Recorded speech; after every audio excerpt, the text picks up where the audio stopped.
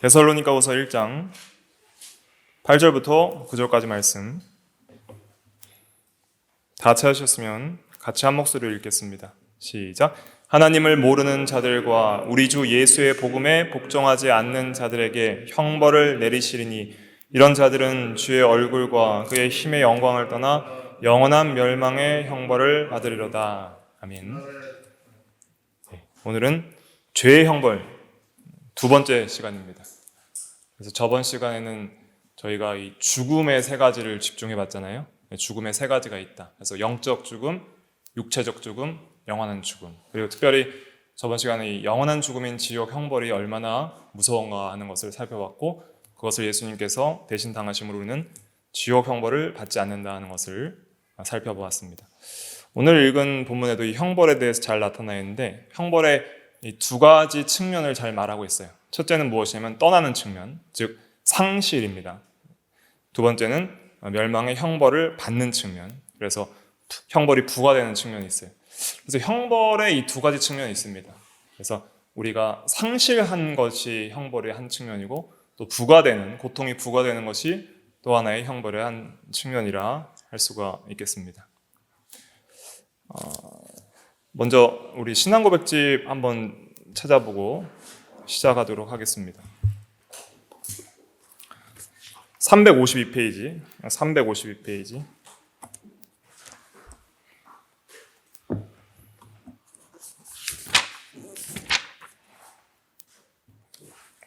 352페이지 웨스트민스터 신앙고백서 제6항입니다. 6장 6항. 6장은 사람의 타락, 죄, 형벌에 관하여 이제 마지막 6항이죠. 6항. 여기서 나오는 본죄는 자범죄를 뜻합니다. 본죄가 자범죄고 번죄라고도 하기도 하고 자범죄라고도 합니다. 6항 같이 읽어볼게요. 시작. 원죄이든 본죄이든 모든 죄는 하나님의 의로운 율법 위반이며 반대되는 것이기 때문에 그 자체의 성질상 죄인에게 죄책을 가져온다. 이 죄책 때문에 죄인은 하나님의 진노와 율법의 저주에 매이게 되고 그 결과 모든 비참을 동반하는 영적이고 현세적이며 영원한 죽음에 굴복하게 되었다. 그래서 원죄이든 본죄이든 다 죄책, 죄에 대한 책임을 가져옵니다. 그래서 죄책이 있다는 것은 반드시 뭘 받아야 된다는 뜻이에요? 형벌을 받아야 된다 이런 뜻입니다. 그래서 저번 시간에 형벌의 세 가지 면을 말했죠. 영적, 현세적을 이제 육적이라고도 할 수가 있겠죠. 현세적으로 육신의 고통을 받는 것, 영적, 육적, 영원한 죽음, 죽음의 세 가지를 이제 신앙고백서에서는 잘 설명을 하고 있습니다. 오늘은 이건 복습 차원에서 본 거고요. 오늘은 이제 대우리 문답을 볼 겁니다. 396페이지 보겠습니다. 396페이지.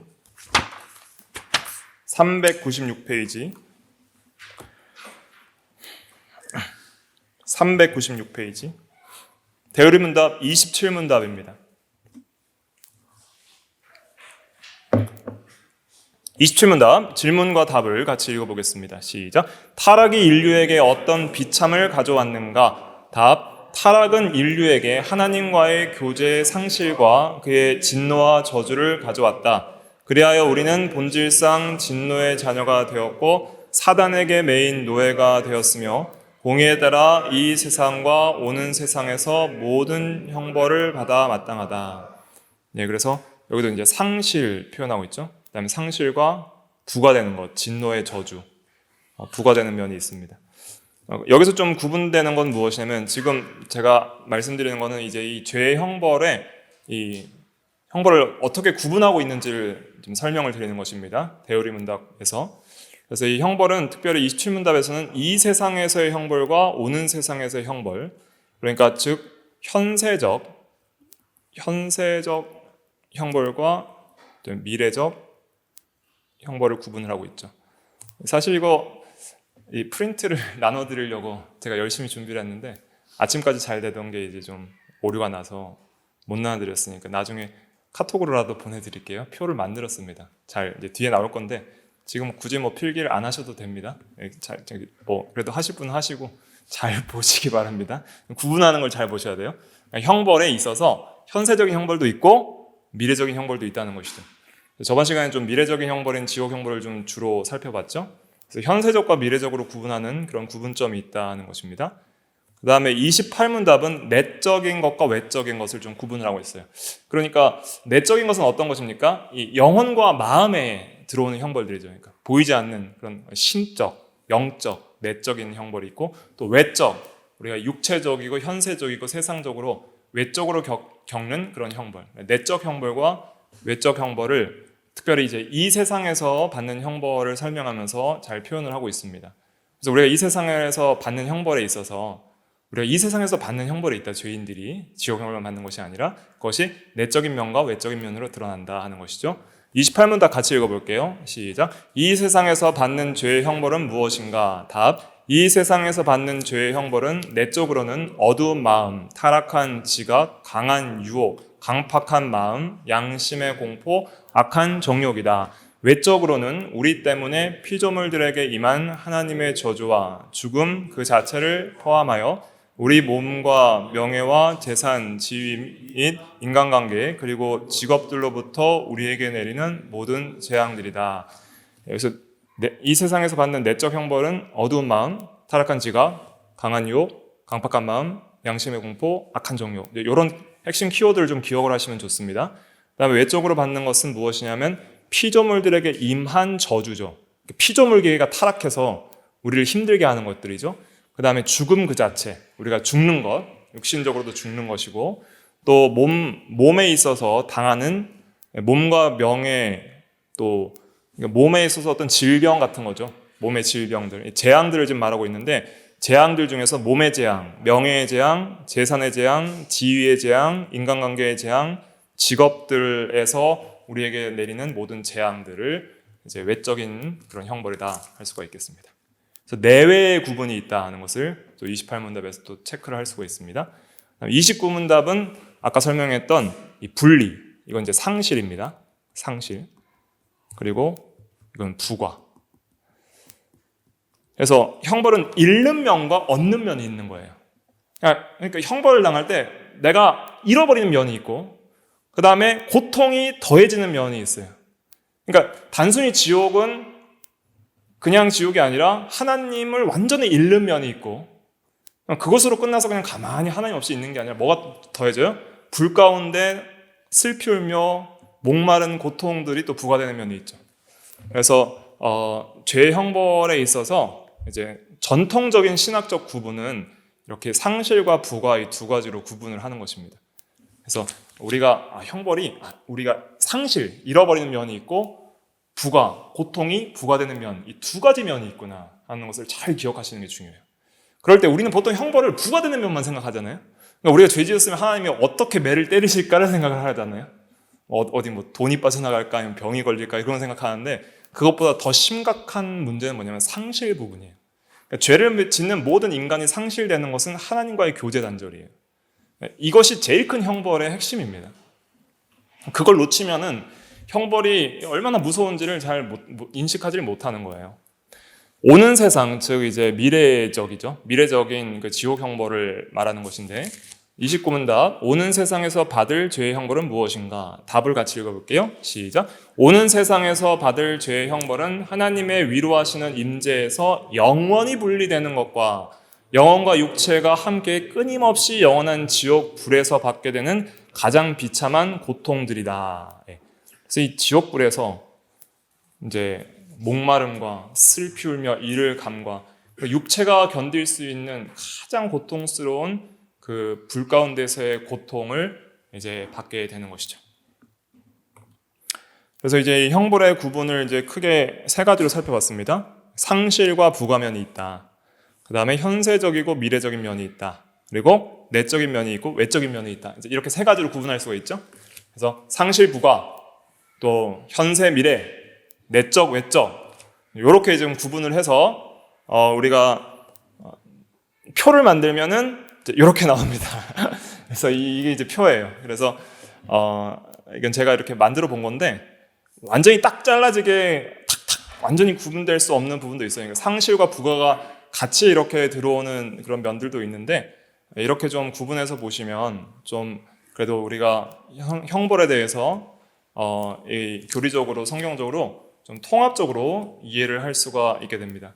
특별히 여기서 이제 이 색깔이 다른 좀 에메랄드 색깔은 특별히 이 교리문답에서 나오는 그러한 부분들이나 또 성경에서 나오는 부분들을 이제 성경 그 구절들을 이제 참고해서 이제 보여드리려고 이렇게 해놓은 거예요.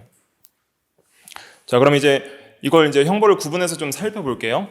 먼저 현세적인 것들이 있습니다. 현세적인 것에 있어서 내적인 부분에 있어서 상실, 이게 이제 제일 중요한 거예요. 물론 이제 그 현세적인 형벌은 이 인간에 따라서 정도의 차이는 있어요. 그러니까 죄인이 죄를 지었는데 현세적으로 형벌을 좀 덜 받았다라고 생각을 들면 그 덜 받은 거는 미래적에 완전히 다 받게 되는 거예요. 현세적으로 꼭 온전히 이 죄인이 형벌을 받지 않는 것처럼 느껴지더라도 반드시 심판 때에 하나님께서 그 행한 대로 반드시, 우리는 그 정도를 모르잖아요. 그러니까 모든 죄인이 죄를 어느 정도 하나님 앞에 범했는지 객관적으로 정의롭게 우리는 판단할 수 없어요. 하나님은 아시죠. 그러니까 하나님께서 현세적인 형벌 부과하는 정도와 미래적으로 이제 부과하는 정도는 하나님께서 결정을 하시는 거예요. 그래서 현세적으로 우리가 이제 이 상실의 어떤 형벌을 받았을 때에 미래적으로 받을 상실은 이제 완전한 상실이고, 현세적으로 받는 것은 좀 이제 어느 정도는 하나님의 은혜가 포함된 상실인데, 그래서 그런 면에서 현세적인 형벌은 미래적 형벌에 비해서는 조금 상대적으로 매우 덜하다. 그러니까 현세적으로 우리가 아무리 많은 하나님의 형벌을 받는다 하더라도 미래적으로 받을 하나님의 그 무한한 진노에 비하면은 너무 하나님께서 참으시는 오래 참으심의 은혜가 많이 포함된 형벌이다. 이렇게 생각을 하셔야 돼요. 그러니까 로마서 9장에도 보면은 불의한 그 진노의 그릇을 오래 참으로 관용하시고 그랬잖아요. 진노의 그릇으로 택한 불택자인데도 불구하고 그 불신자들이 받는 형벌이 오래 참으로 관용함을 받기 때문에 현세적으로 우리가 볼 때 불신자들도 잘 사는 것 같이 보이는 거예요. 그런데 그것은 그 사람들이 의로워서가 아니라 하나님의 선에서 하나님의 오래 참으심으로 관용하는 놀라운 그 참으심을 보여주는 인내 때문에 그것이 좀 형벌이 지연되는 것뿐이지. 그러니까 그 형의 완전한 집행이 지연되는 것이지 안 받는 건 아닌 것이에요. 그래서 죄는 반드시 죄값대로 다 받게 돼 있어요. 현세적이든 미래든 다 받게 돼 있는데 현세적으로 좀 덜 받는 것 같이 느껴지는 건 뭐예요? 하나님이 오래 참으시기 때문이에요. 근데 반드시 다 받게 돼 있어요. 짓는 대로.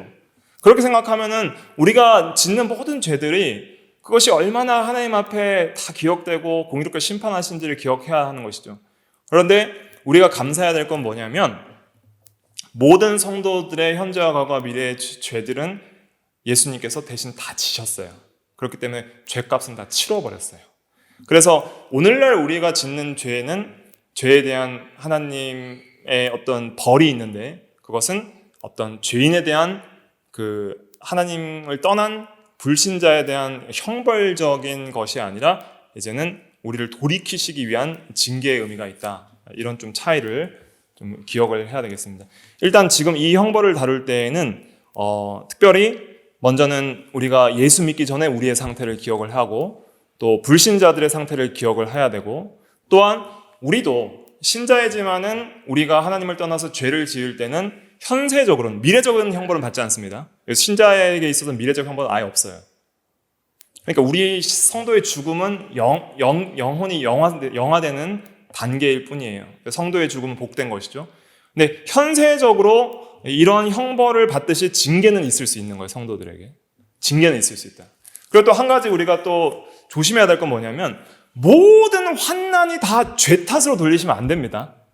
그러니까 모든 환난, 제가 이제 앞으로 공부할 이 형벌들이 전부 이걸 공부하면서 전부 내 죄 때문에 이런 게 있나 보다라고 생각하실 것도 아니에요. 그래서 모든 환난이 개인적인 죄 탓으로 돌릴 수는 없어요. 특별히 예를 들면 욥 같은 경우도 개인적인 죄 때문에 온 게 아니고 또 요한복음 9장에 보면 날 때부터 소경된 자도 더 큰 하나님의 영광을 위해서 그렇게 나은 것이지 여기서 말하는 개인적인 죄라는 것은 지금 원죄를 말하는 것이 아닙니다. 원죄가 아니고 뭘 말하는 거예요? 자범죄를 말하는 거예요. 그러니까 특별히 내가 자범죄를 지어서 그 자범죄에 대한 형벌을 주시는 게 있거든요.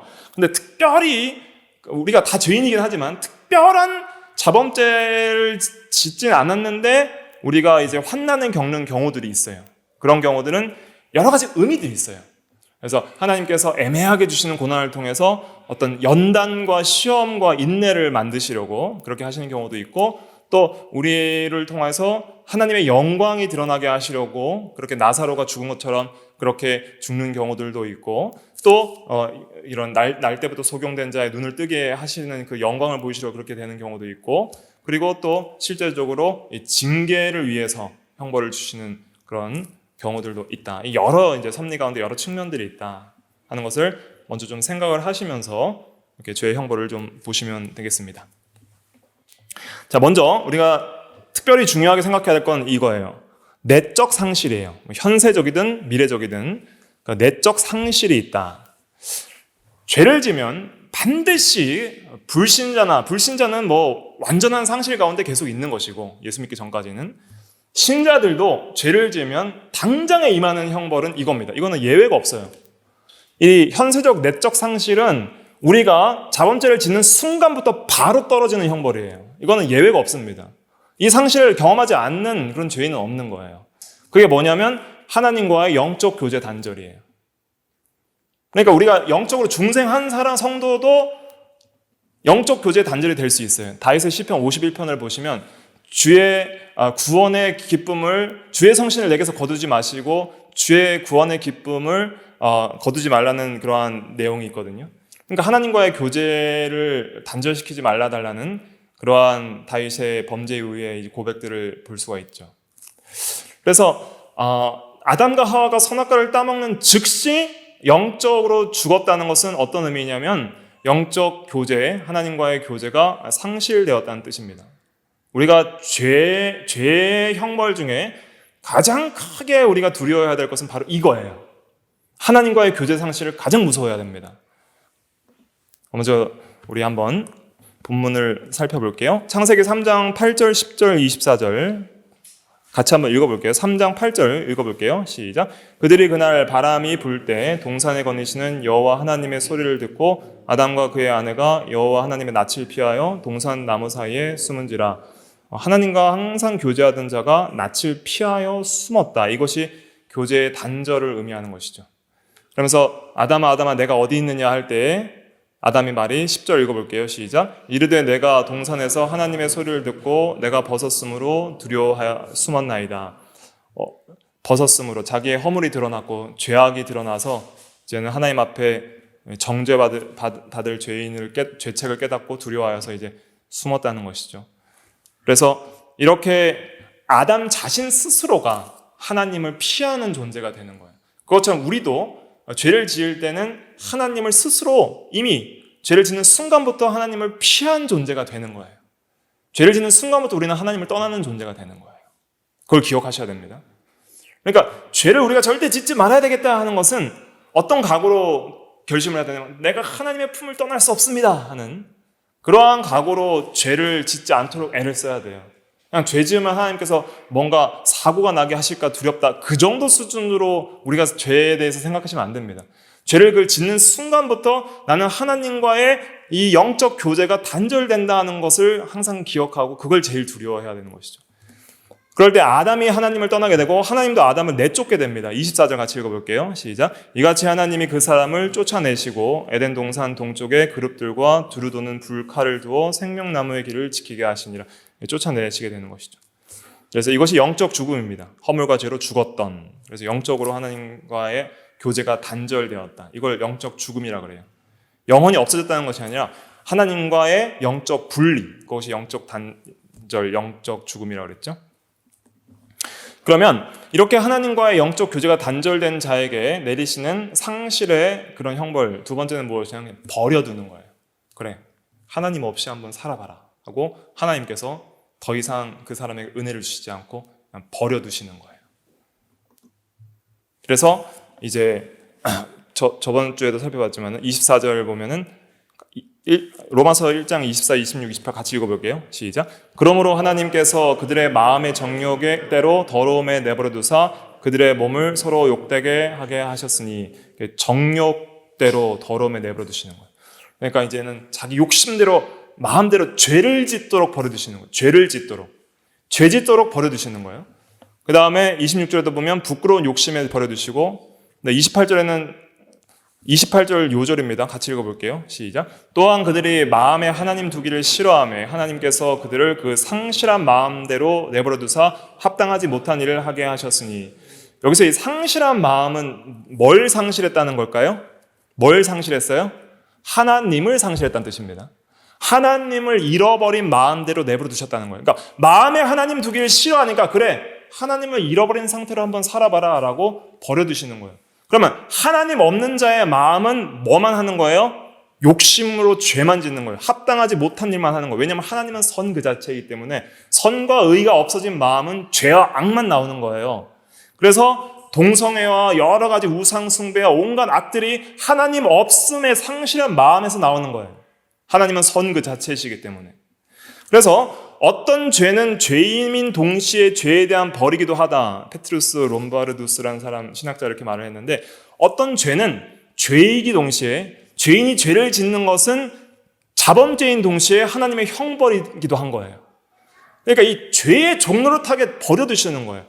죄를 짓도록 그냥 버려두시는 거예요. 은혜를 주시지 않으면 죄인은 죄밖에 지을 수 없는 거예요.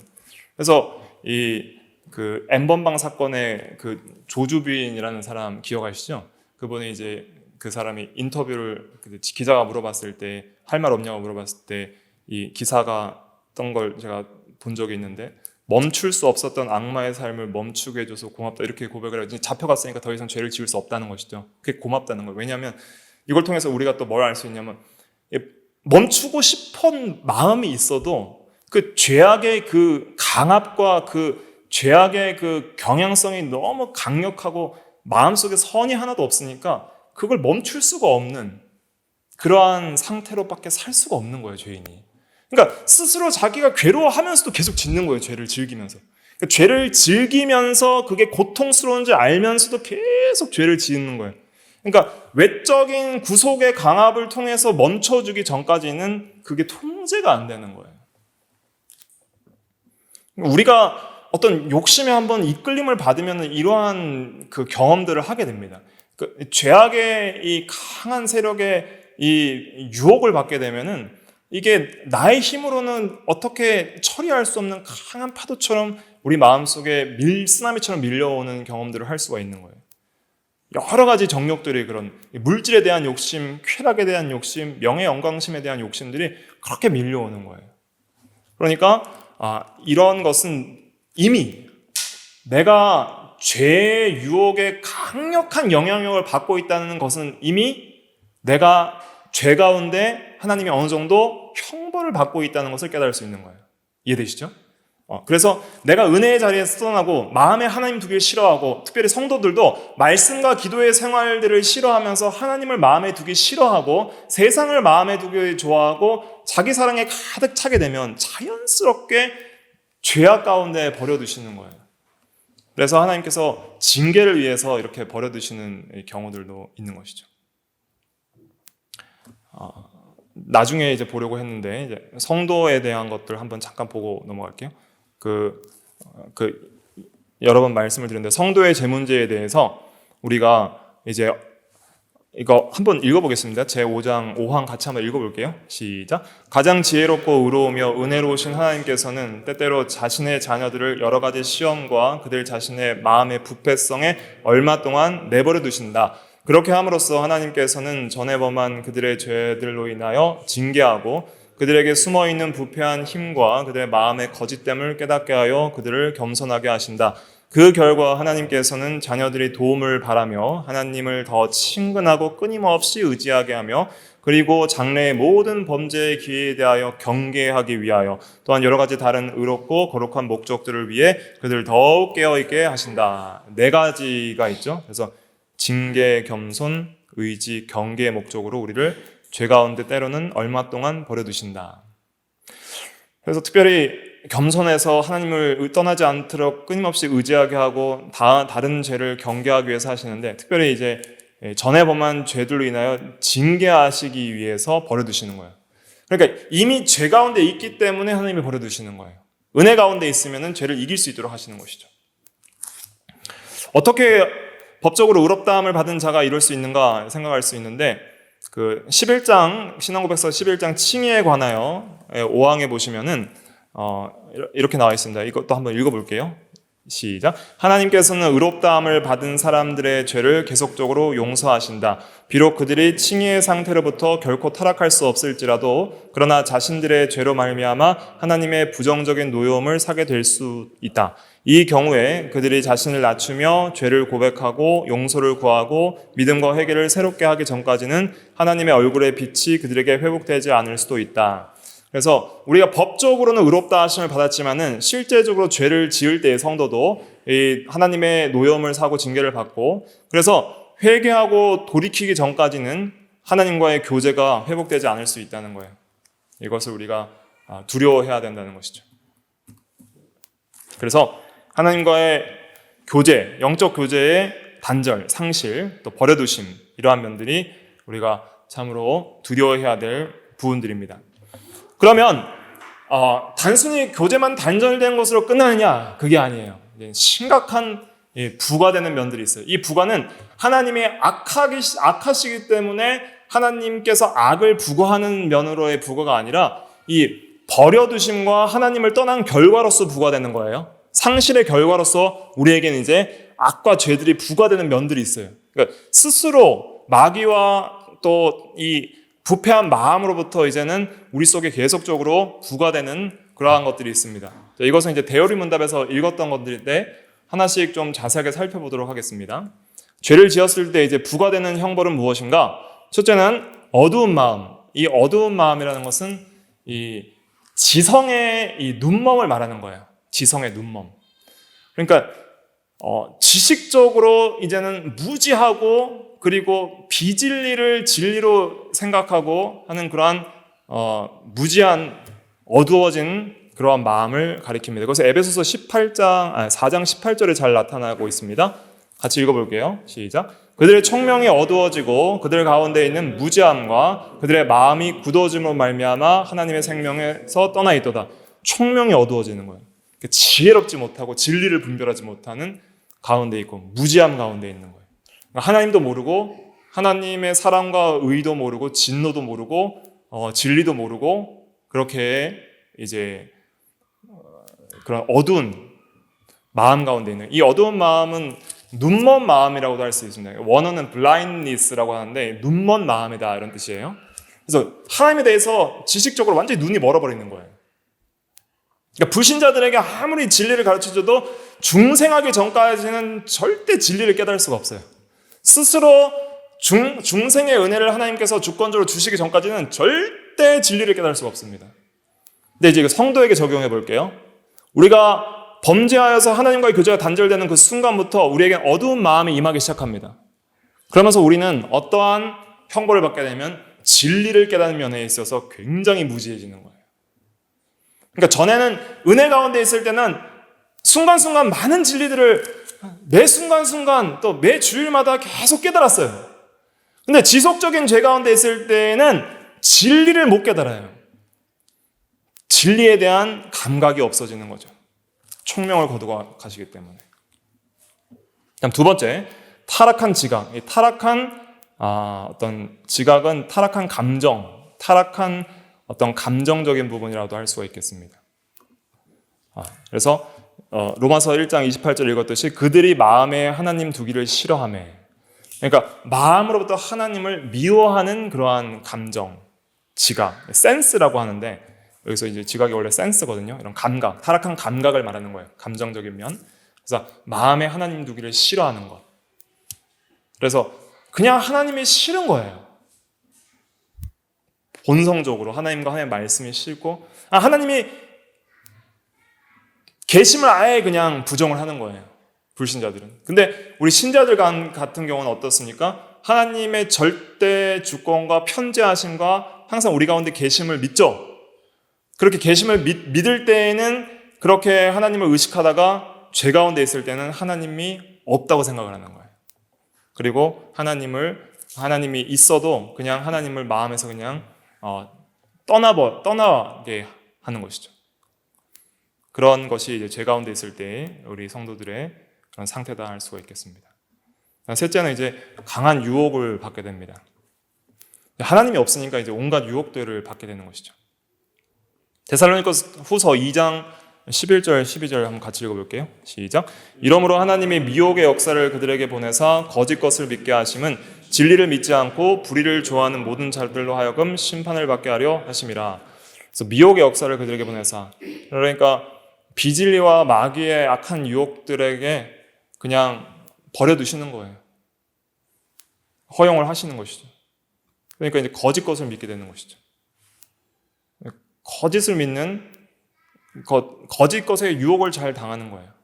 근데 우리가 생각해 볼 때 왜 그렇게 이단 진리들을 믿고 그렇게 뭐 세상의 어떤 성경을 떠난 그런 악한 사상들을 막 추종하고, 어떤 사람들 아예 그냥 사탄 교회를 세워서 사탄을 추종하고, 그런 것들을 왜 그렇게 잘 믿을까? 이제 우리 성도의 입장에서는 이해가 안 되는 부분들이 있는데, 그런 사람들의 특징은 뭐예요? 진리를 믿지 않고 뭘 좋아해요? 불의를 좋아하는 모든 사람들로 하여금 심판을 받게 하려 하시며, 이 자체가 심판이라는 거, 이게 자체가 형벌이에요. 거짓 것을 믿고 미혹을 받는 그것이 하나의 심판인 거예요. 그렇게 그냥 유혹을 받게, 강한 유혹에 버려두시는 거예요. 그래서 그 사람들은 죄인이기 때문에 유혹을 받는 거예요. 이해되시죠? 유혹을 받는 거는 죄인이기 때문에 유혹을 받는 거예요. 그래서 우리가 죄 가운데 있을 때 강력한 유혹을 받게 됩니다. 그러니까 세상의 어떤 물질의 요한일서 2장 이제 15절부터 17절 보면은 이 세상에 있는 것들을 사랑하지 마라. 이 세상에 있는 것은 육체의 정욕과 눈의 정욕, 안목의 정욕, 쾌락의 정욕, 그 다음에 이생의 자랑이니, 이 세 가지잖아요. 그러니까 물질의 욕심, 쾌락의 욕심, 명예 영광심. 이 세 가지는 하나님과 영적 교제 상태에 있을 때는 우리에게 강한 유혹으로 다가오지가 않아요. 근데 하나님과 영적 교제가 단절된 상태는 정말 강력하게 옵니다. 돈 욕심, 쾌락의 욕심, 명예 영광심. 그러니까 목사들도 이런 돈의 유혹을 받거나, 또 어떤 이 강력한 어떤 쾌락의 유혹을 받거나, 또 명예 영광심에 쌓여서 이 교권주의에 빠지기도 하는 거예요. 그러니까 이러한 것들이, 그래, 왜 성도가 이런 것들에 빠져서 교회를 망가뜨리고, 왜 장로와 목사들이 교회를 이렇게 망가뜨리는가? 그건 뭐예요? 그 자가 이미 하나님과의 교제가 단절되어 있다는 증거입니다. 단절되어 있다는 증거예요. 그 다음에 강팍한 마음, 이거는 이제 굳은 마음, 완악한 마음, 마음이 굳은, 돌같이 굳은 마음, 살과 같이 부드러운 마음이 새 마음인데 굳어지는 거예요. 전혀 하나님의 말씀에 반응할 수 없고, 법이 새겨질 수 없는, 성령으로 율법의 말씀이 새겨질 수 없는, 마음에 하나님이 역사할 수 없는 굳은 마음, 완고한 마음, hardness라고 하는데 완전 굳은 마음을 가리킵니다. 그래서 로마서 2장 5절에 보면 내 고집과 회개하지 않는 마음을 따라 진노의 날 하나님의 의로운 심판이 나타날 그날에 임할 진노를 내게 쌓는다. 그래서 고집이나 회개하지 않는 마음, 절대 회개하지 않는 완강한 마음들은 이것은 죄의 형벌 중에 하나다. 이런 고집을 피우는 대표적인 인물이 누가 있죠? 바로왕이 있었죠. 바로왕 같은 경우는 애굽의 10가지 재앙을 겪고도 끝까지 이스라엘을 추격하다 죽게 되죠. 또 사울과 같은 사울왕은 불택자로 보는데 하나님을 끝까지 찾지 않고 마지막 때는 신접한 여인을 찾다가 죽임을 당하죠. 또 가룟 유다 같은 자는 끝까지 회개하지 않죠. 그냥 자기의 죄책감 때문에 그냥 자살을 하게 되는 것이죠. 그런 것이 회개하지 않는 강팍한 마음이에요. 회개할 기회가 여러 번 있었는데도 불구하고 끝까지 회개하지 않는 고집과 강팍한 마음. 이것도 어떻게 그럴 수 있을까 할 수 있는데, 죄인이기 때문에 그 죄의 형벌로서 이런 게 온다는 것을 생각을 해야 됩니다. 그 다음에 양심의 공포, 이제 두려움이 임하는 거예요. 양심의 공포. 이건 좀 잘 살펴볼게요. 이사야 33장 14절에 보면 시온의 죄인들이 두려워하며 경건하지 않는 자들이 떨며 이르기를 우리 중에 누가 삼키는 불과 함께 거하겠으며 우리 중에 누가 영영이 타는 것과 함께 거하리요 하도다, 이런 말을 해요. 그러니까 죄인들이 두려워하고 경건한 자들이 막 경건하지 않은 자들이 떤대요. 뭘 떠냐면 마지막 하나님의 심판에 대해서는 두려워해요. 근데 죄인들의 특징은 뭐냐면 심판은 두려워하는데 뭔 좋아해요? 죄는 좋아하는 거예요. 죄악의 낙은 좋아하는데 뭘 두려워해요? 심판은 두려워하는 거예요. 가인이 죄를 지었을 때 죄를 회개했나요? 회개하지 않았습니다. 아벨 어디 있느냐고, 내가 아벨을 지키는 사람입니까? 난 몰라요. 거짓말을 했죠. 그때 하나님께서 모든 죄악을 다 드러내셨을 때 가인이 고백하죠. 13절만 읽어볼게요. 시작. 가인이 여호와께 아뢰되 내 죄벌이 지기가 너무 무거우니이다. 하나님께서 다 죄악을 드러내고 그 양심의 가책을 주니까 그 공포가 임하는 거예요.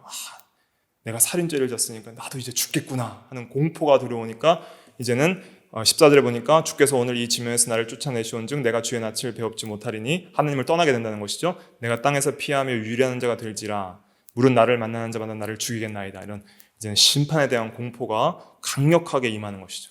양심을 통해서 너는 죄인이다. 너는 반드시 죽을 것이다. 너는 반드시 심판받을 것이다 하는 그 율법 검사의 이 정죄가 계속적으로 자기의 마음을 무겁게 누르는 거예요. 그래서 그걸 이제 누가 느꼈어요? 가룟 유다가 느꼈어요. 그래서 예수님이 정죄를 받고 이렇게 십자가에 지시는 걸 보고 마음의 가책을 느껴서 이제는 은 30을 다시 그 대제사장들과 그 지도자들에게 던져버리고 나가서 죽게 되죠. 자살하게 되죠. 그때 이제 마태복음 24장 4절의 고백에 보면 내가 무죄한 피를 팔고 죄를 범하였도다.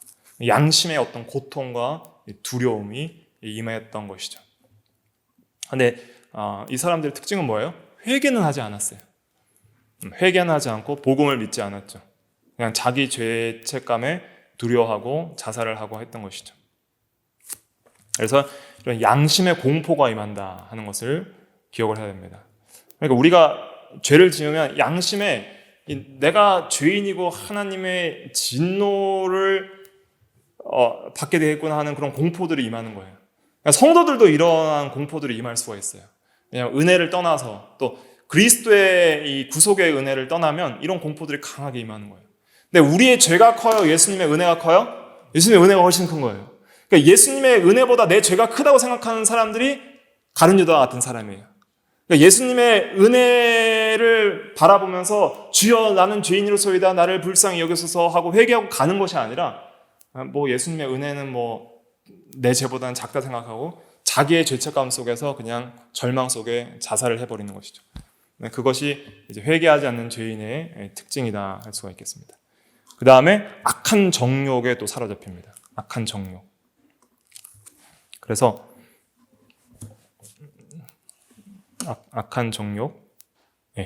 그래서 여기 아까 읽은 것들 다시 한번 보면 마음의 정욕대로 또 부끄러운 욕심에 버려두셨다 그랬죠. 그래서 이러한 자신 속에 있는 그런 강한 유혹, 그러니까 마귀와 비질리의 유혹뿐만 아니라 자기 안에 있는 마음의 부패성의 어떤 욕심들에 강하게 이끌림을 받게 되는 것이죠.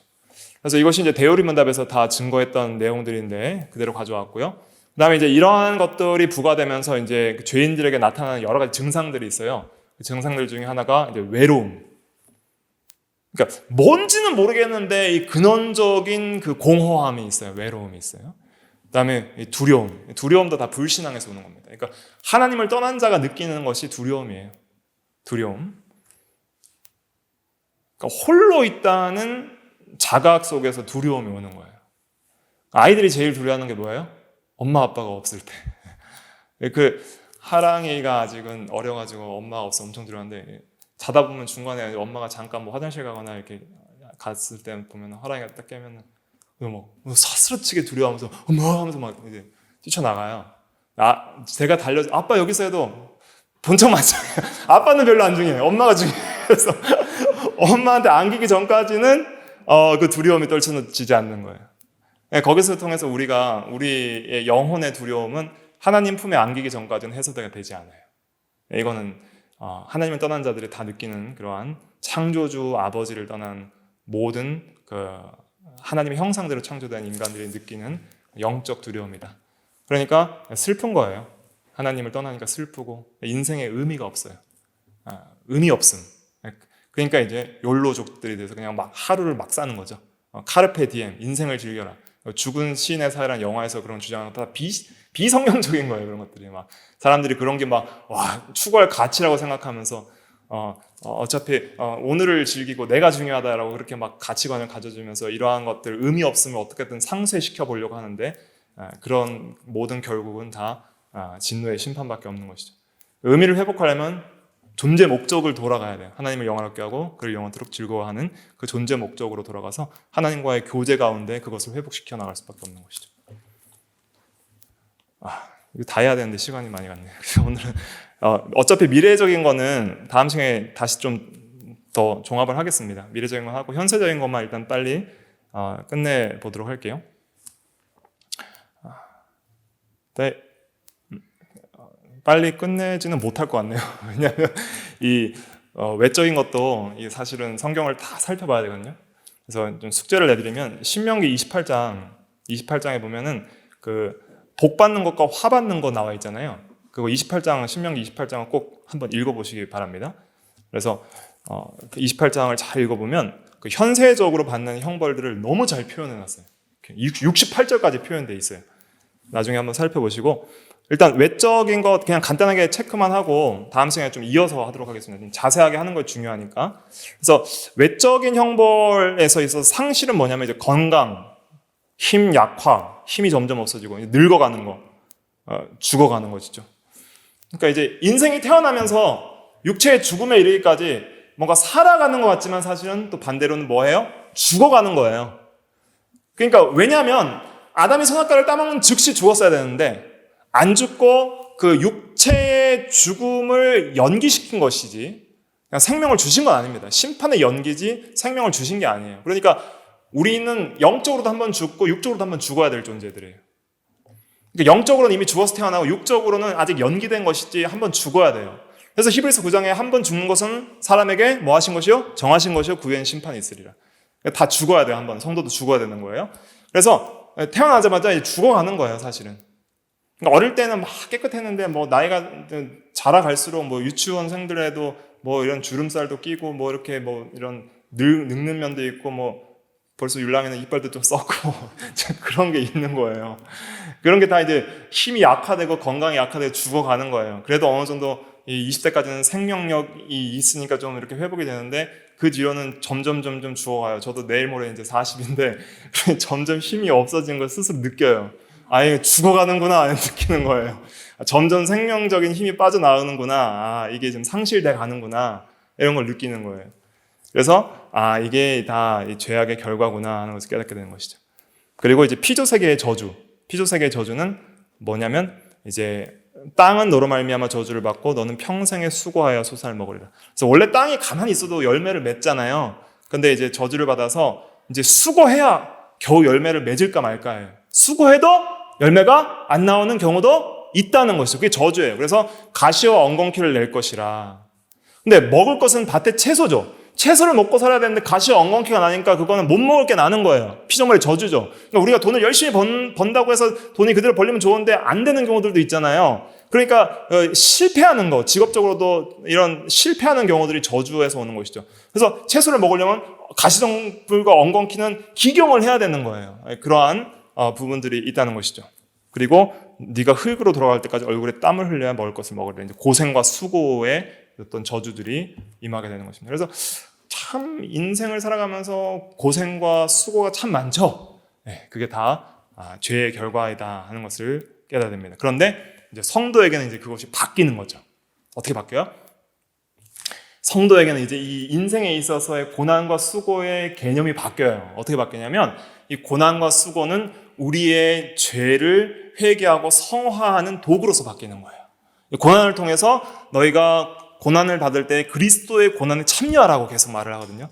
고난을 받으면서 예수님께서 우리를 대신해서 인생의 모든 고난을 다 받으신 걸 생각하면서 그리스도의 고난을 생각을 하는 거예요. 우리가 고난을 받으면서 그리스도의 고난에 미치지 못하지만은 그리스도께서 이렇게 아프셨을까? 이렇게 힘드셨을까? 이렇게 눈물을 흘리셨을까? 생각하면서 우리가 우리 죄 때문에 오는 그러한 고난도 있고 그냥 하나님께서 섭리 가운데 그냥 우리의 연단을 위해서 주어주는 고난도 있어요.